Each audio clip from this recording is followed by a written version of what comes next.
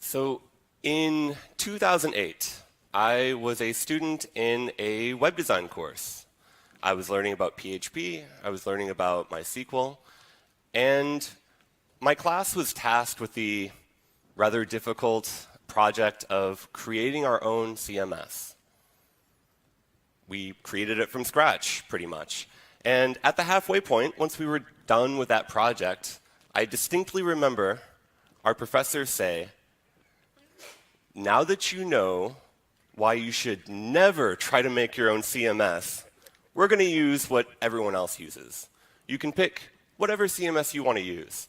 And we're going to spend the rest of the time in class building essentially the same website, or a website for the same fake company." And at the end of the class, at the end of the semester, you'll show what you did with your CMS that you chose, and we're going to Google the name of this fake company and actually see where it ranks. And you'll get bonus credit based on your ranking. Now, WordPress was a very obvious choice. So obvious, in fact, that literally every other student in my class chose WordPress. And they all turned out pretty well. But my professor encouraged me to try Drupal. I'd never really used Drupal at that point, but it was a new thing that he was super interested in at the time and encouraged me. He said that he would mentor me along the way and teach me a little bit about how to really use Drupal to make a pretty awesome website.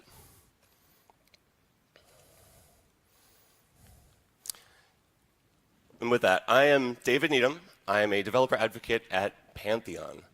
I'm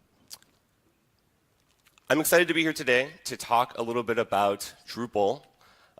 My background is in Drupal. Thanks to my professor back at university, I learned Drupal. I started becoming a Drupal developer. I spoke at my first Drupal event. My first public speaking experience at all was at a Drupal camp in the United States, thanks to this experience. I'm also into cycling, biking, as Hannah had mentioned.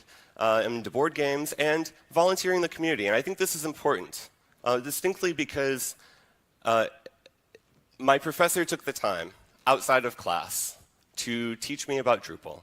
And over the years, I've had several mentors who have taken the time to teach me things and to hold my hand as I was learning things. And so I think that volunteering in the community, whatever community it is, whether it's Drupal or WordPress or a physical local community that you're in, I think is very important to me. All right, so you're all here today because the title was Intro to Drupal. Just in case you don't know what Drupal is, I'm going to spend just a few minutes explaining what the Drupal content management system is. Basically, it's very similar to WordPress in some ways. It is open source. It's PHP and MySQL. It has similar communities, but there are some things that are a little bit different. So back in 2000, Dries Biertaert in Belgium created basically one of the first social networks. So this was before Facebook, before even MySpace was a thing. He created at his university a tool, a website, where him and his friends could share the things that they're up to, share the things that they're interested in. Even, I believe the original article said, to take photos of the food that they're eating. I thought that was a new thing, but apparently it's been around for a while. Eventually, he open sourced this software, and that's what turned into the Drupal that we have today. Since then, the Drupal community has grown quite a bit. Drupal is now running about 6% of the top 10,000 websites, and I think that's where Drupal really excels, at the larger, enterprise type websites. Not exclusively, but that's, I think, where a lot of the differences come into play. Drupal is also well over 1 million developers and growing. If you want to check out Drupal, you can go to drupal.org and download the code. You can take a look at it. Like I said, it's open source, so you can see everything there. Drupal is also free. Free as in beer, so you don't have to pay anything for it. You can go and get it. Drupal is also free as in speech, meaning you can use Drupal for whatever you want. There's no limitations on what you can build with a Drupal website.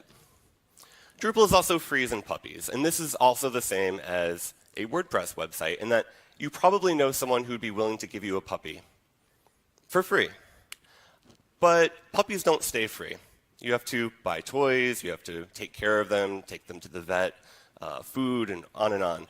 A website also requires maintenance and hosting and all of those things. So Drupal is all of these.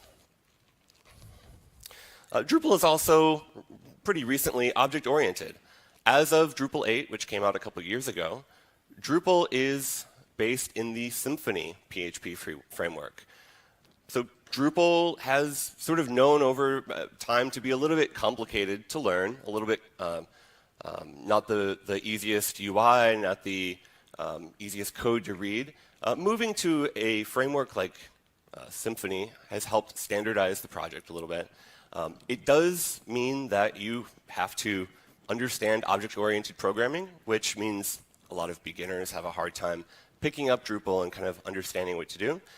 But the flip side is that an experienced professional PHP developer from a different CMS or a different project could come into Drupal and understand what's going on without actually having to know Drupal specifically. So I recently heard a story at a camp.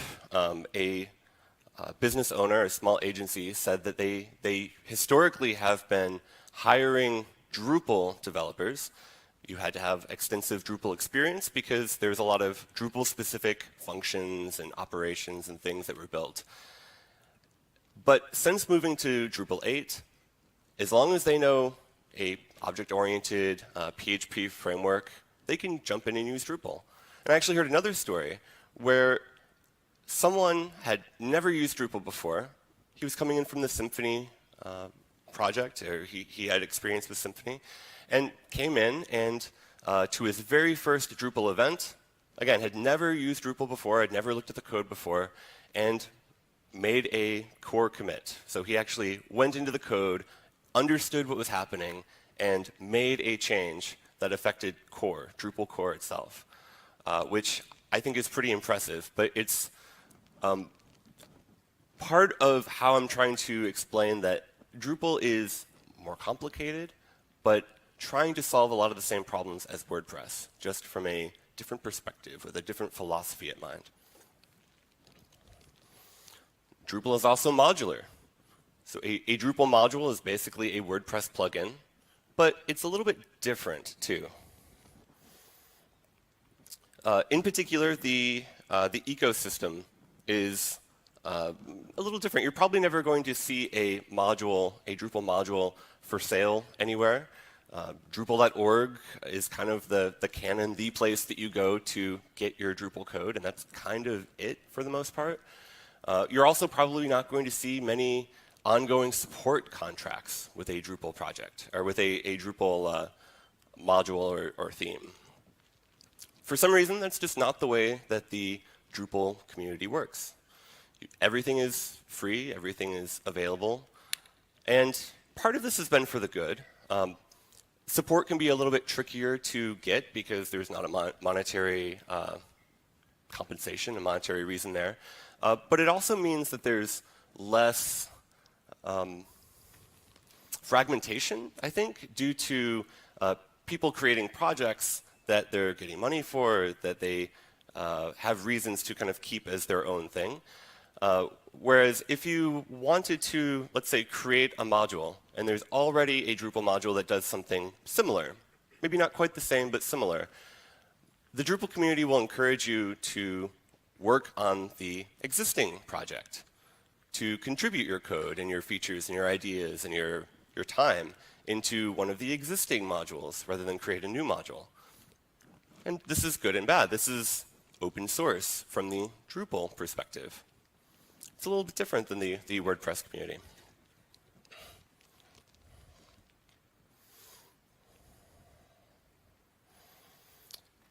Drupal is also themable, of course, but Drupal is extremely customizable. The entire content creator experience, the entire editor experience can be customized from every perspective, from the administration screens to the individual fields that are being used to the entire experience, down to a per person basis, down to a per piece of content basis, down to a content type basis. And this is good because everything can be customized. Everything can be personalized and made specifically for the people who are going to be using the website. This is also bad because it means that it can be totally customized. It means that if you have this responsibility, if you have this box of Legos, you can build anything you want. But it means you have to have some experience. You might have to have a team of people, a developer. You have to have a pretty detailed plan on how you're going to build the website so that the experience for that content editor is smooth and intuitive and makes sense.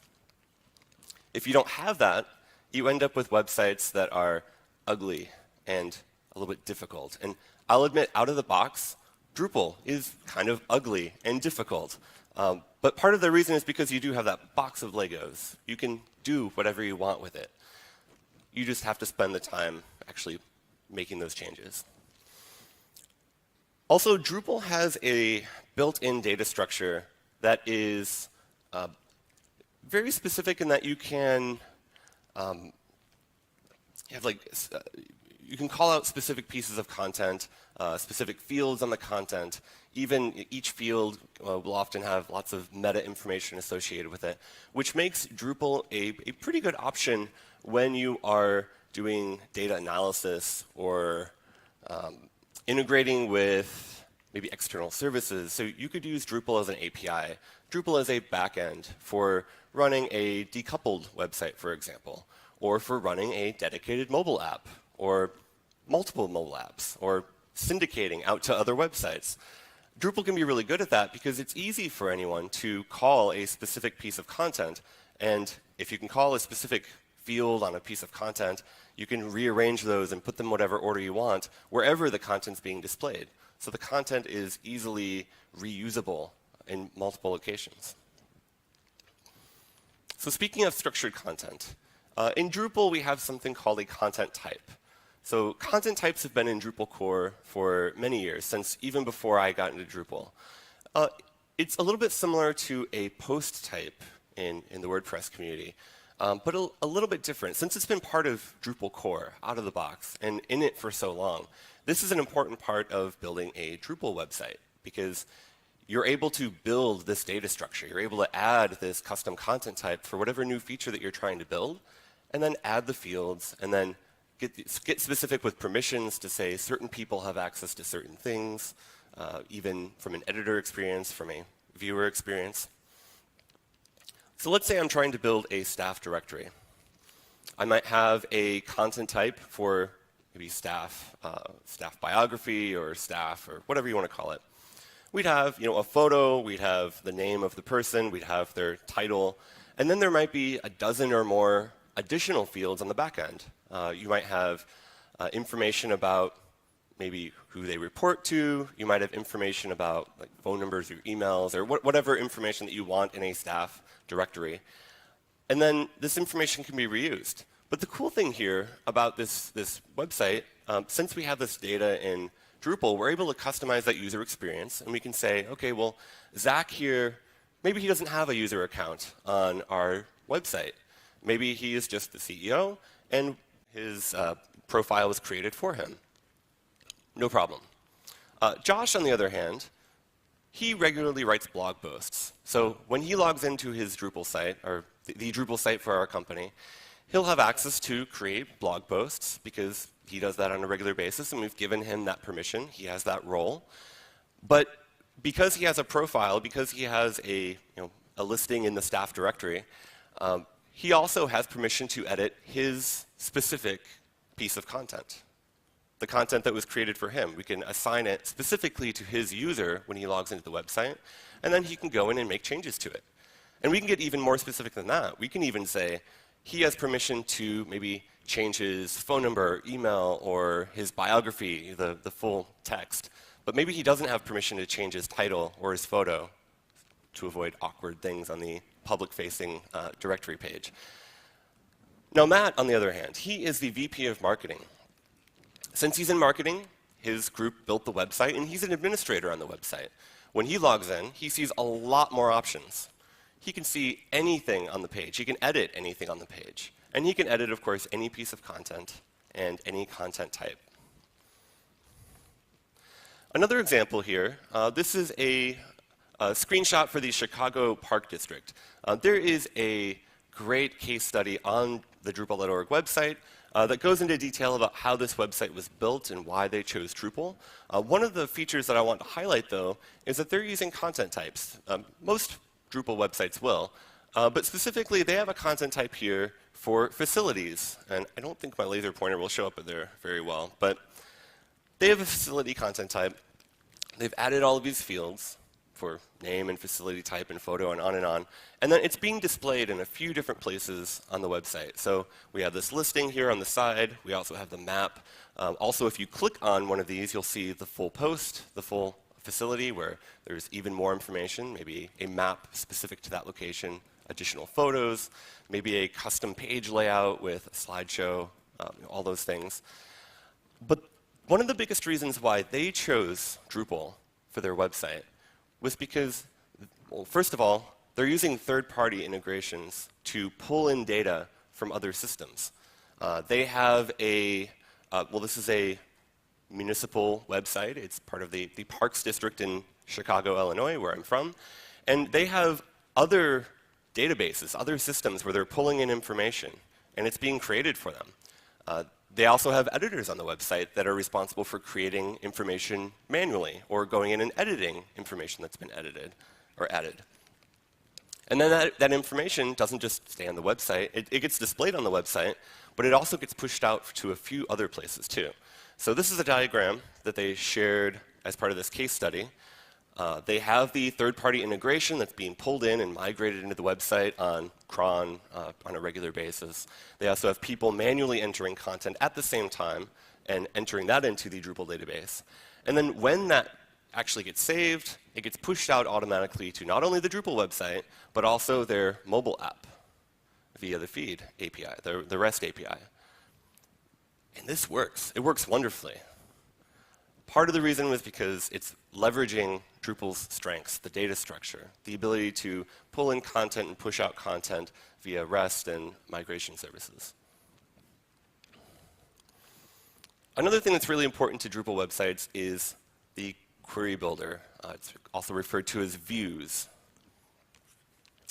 So with views, you're able to create a query just using a pretty simple interface. And I'll admit, it's not the most beautiful interface. It's also not the most intuitive interface. However, it is an extremely powerful interface because we're able to create a view. In this case, we're saying testimonials. And we're able to define what we want to actually show up on the list and have that list dynamically change whenever there's new content. We can configure this list any way we want. And we can use what they refer to as displays at the top there to create different ways of displaying this list. So, for example, we have our testimonials view. We could display a testimonial as a slideshow. We could use one of the many JavaScript libraries that have Drupal integrations, and we can display the testimonial on the header, the footer, the inline content, kind of wherever we want to show it at. We could also create a page display if we wanted, or a sidebar block if that's the way we wanted it. We could also show latest testimonials. These are different ways of showing the same content, but with different filters, different sort criteria, different options for actually how it should be displayed. And then since we can customize the entire editor content creator experience, we also have the ability to create custom administration panels. So we could create tables that let us bulk update content across our site or bulk edit individual fields on our content across the site.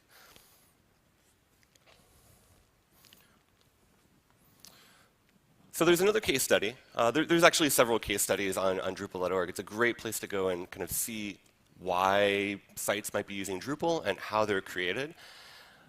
So with this website, I specifically wanted to highlight it because it is using views to build a totally dynamic front page on their website. There's a lot of other great reasons, but let me just show you. So they're using a view for this slideshow at the top. They're also using a view for this little kind of teaser highlight there. They're using a view for this content area, and they're styling it with a little bit of CSS to make it show up that way. They're using another view for a little bit further down for this, this references section, and then, yeah, 2 more views at the bottom for other types of content. So a content creator, an editor, doesn't have to manually create this page every time they have new content. They just create a bunch of views, a bunch of dynamic lists, and the content automatically flows throughout the website, updating where it needs to update, and displaying on the page where it needs to go. So I am not trying to convert anyone to Drupal. Honestly, today, if you are good with, I don't know if good is the right way to put it, if you have experience with WordPress, you can probably do just about everything that you can do in Drupal with WordPress. However, I would highly encourage you to consider checking out some Drupal events. There's a great website, Drupal, or Dropical, depending how you pronounce it there. There are Drupal events, Drupal meetups, Drupal camps, Drupal cons happening all over the world, all the time. Free Drupal trainings every quarter, globally, online, in person, whatever works for you. Experiencing another open source community is kind of like traveling to a new country. You out of your comfort zone. You see things from a perspective that you hadn't considered before. You sort of leave with creative juices that are restructured in different ways that make you see the world a little bit differently. So I love being part of the WordPress community, and I love being welcomed into this community as someone who identifies as a Drupal developer. But I would encourage you to do the same. And maybe not just for Drupal. Maybe check out a Laravel community. Maybe check out a Ruby on Rails community, whatever. But I would advocate for checking out another community, getting outside of what you're doing here, and maybe even what you're comfortable with, and just meeting people, talk to people, see what they're doing, see what interesting things are going on. So in conclusion, that website that I built for that class that I mentioned at the very, very beginning, it ended up doing pretty well. I actually got the top result in Google. And in a year before WooCommerce was really a thing, I had a fully functioning e-commerce website. You could buy fake hoverboards through my website and actually check out, you can put in the fake credit card number and it would calculate shipping, all that stuff. I was very proud of my website. And it continued to get emails and phone calls from potential customers who wanted to order my hoverboard until I took it down eventually a couple years later. But again, I'm not trying to convert anyone. That's not the point. My motivation here is really to show that, in essence, we're all very similar. The WordPress community, the Drupal community, we're much more alike than we are different. Over the years, we've shared and grown together in different ways. Drupal had content types. WordPress came out with post types. Drupal has views and dynamic lists and query builders. And I saw that there is actually a query builder plugin available created by someone who had Drupal experience. And so it's very, very similar as far as I can tell. And I know there are ways to do some of that from code as well. And now Gutenberg. Gutenberg, as Matt mentioned, is pushing forward the community in several communities, but Drupal as well. There is active work on a page builder in Drupal core right now. And there's links to this if you check out my website. There's links to a keynote that was given about the future of Drupal and another presentation about this new page builder. And you kind of have to think about it, though, as from coming at it from a different philosophy. We're trying to do the same thing. We're open source communities that are working together for an open web. But yeah, I would just encourage you to be open to experiencing other communities and get out there and ask some questions. But thank you all very much.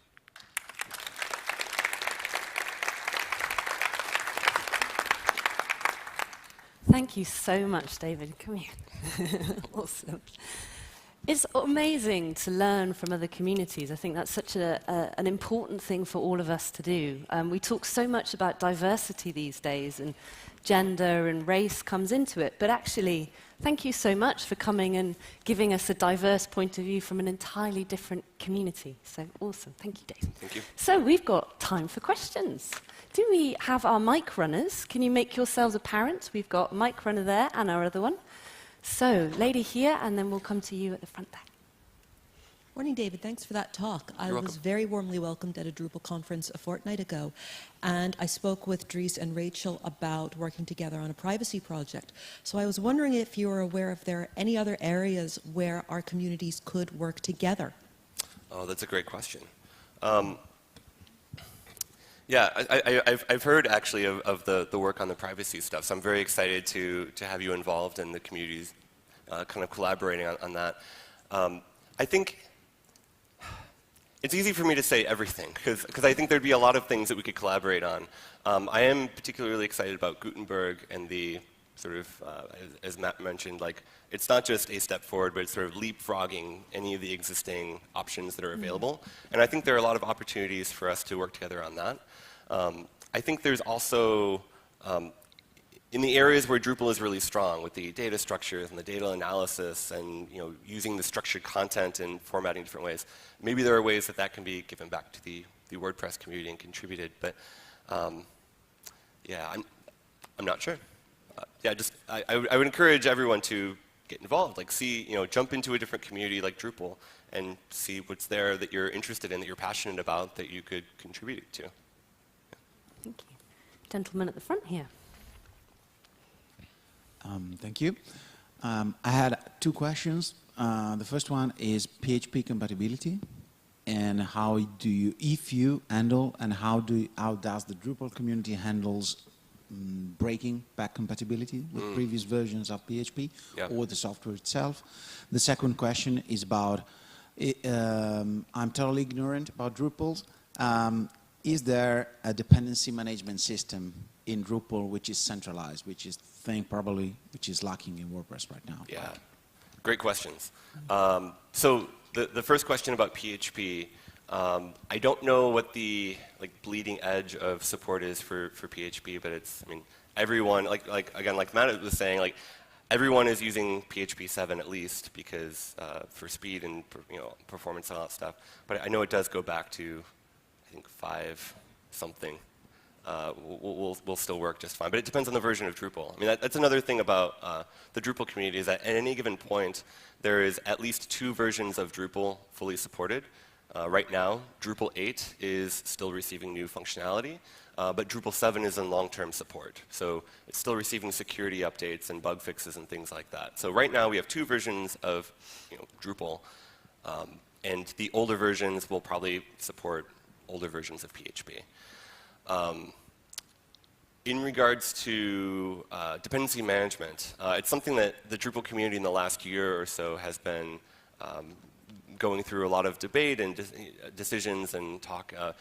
We've kind of come to the conclusion at this point that Composer is the dependency management system that's going to work the best for us. And unfortunately, it's another one of those tools that adds complexity.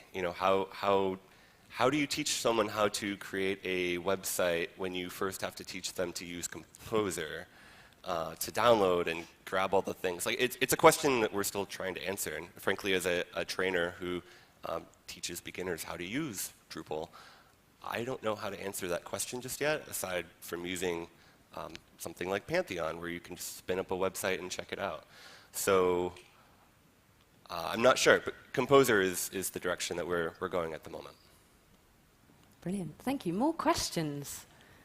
Ooh, I think actually this gentleman here was like a fraction quicker. And then Simon will come to you. I've seen it in the Drupal community that the version 7 to version 8 that they lost quite a lot of people because it added complexity. Is that the same impression you got? Yes, definitely. The difference in when Drupal 7, when you just knew PHP, you could pick up and hack at it, and there are Drupal-specific functions and hooks and things that you had to figure out, but you could jump in and hack on it. Whereas with Drupal 8, you kind of have to know object-oriented programming and have a basic understanding of Symfony to really leverage Drupal fully. So it definitely does add a lot of complexity. But I do feel like it was the right move, though.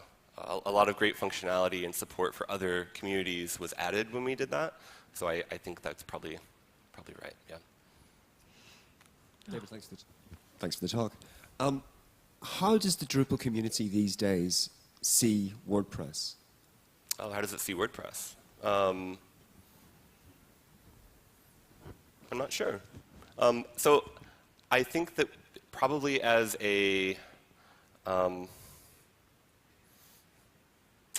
I think in recent years, I think it's become more like a less of a competitor, which coming into it, that's how I kind of felt when I was choosing one or the other, and more like a collaborator. Because at DrupalCon in Nashville just this last year, there is a open source community booth staffed by Josepha and other people, automaticians and other people in the WordPress community.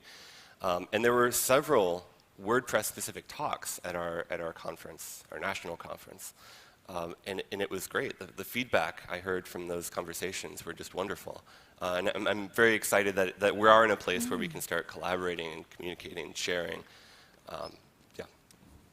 In terms of the feature set and the sophistication of WordPress, do you think that those who would advocate for Drupal are up to speed on where we've reached as a project?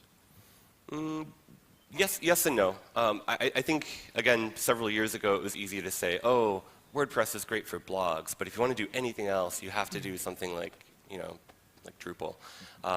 That's not true anymore. Definitely not true anymore. And I think that that was a stigma or whatever that has become pretty well known in the Drupal community. Yeah. Are you done now? You snuck an extra question in there. I saw you. Do we have any more questions from you wonderful people? It is quite hard to see you out there. Don't be shy. There's no such thing as a silly question.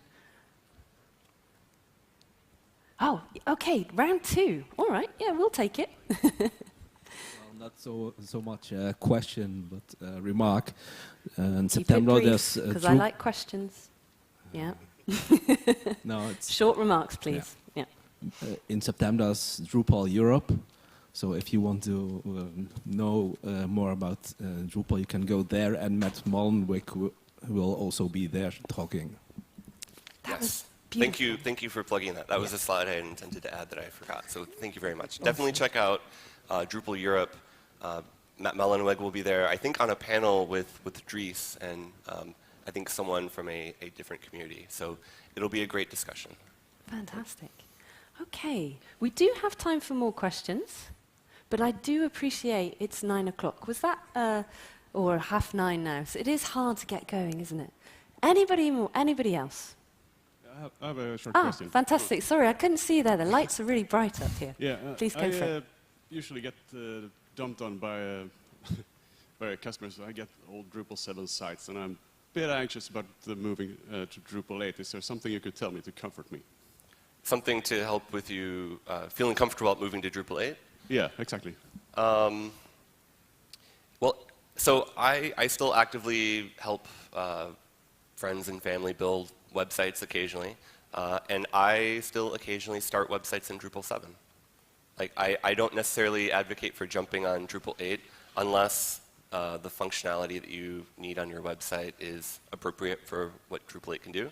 Because there's still some functionality that's not available. There's still some modules that haven't been converted over to Drupal 8. And because of the added complexity, it may not be appropriate for every type of website. So I ask those questions before jumping right in. So that doesn't help you. That might even hinder you in feeling comfortable moving over. Do you think, David, you could tell us what got you most excited about Drupal 8 when it came out? What was the like, oh, yes, I've been waiting for this? Yeah. Was there specific functionality that got you going? Yes. Yes, good. No, I have a hard time answering that right now because I feel like it was so many years ago that it's hard for me to remember exactly what was brand new coming in. Probably some of the new kind of built-in features with feeds, with being able to have the REST API and stuff like that. That was pretty exciting because that was going right into the decoupled, not fad. That's the wrong word. Into that becoming a trend. So that's Okay, fantastic. Do you feel a bit more comforted now if you've got APIs and feeds? Yes. Yeah, and awesome. we can talk later. I'll go to the happiness bar after this, and would be happy to answer additional questions or take a look at a website or whatever is helpful. So I'm going to come over here so I can see any more hands. All right. David, is there anything else that you want to mention or add? We don't have to. So, That's cool. All right. So thank you very much, everybody, for coming. Let's have a round of applause for David. So David did mention there that he'll be in the happiness bar. So if you have any more questions or you maybe want to get into looking at some Drupal stuff with David, he'll be around and he's super nice. So do go and have a chat with him. He's the nicest man I've met in a long time. Thank you for coming all the way from the US to be with us. Thank you very much.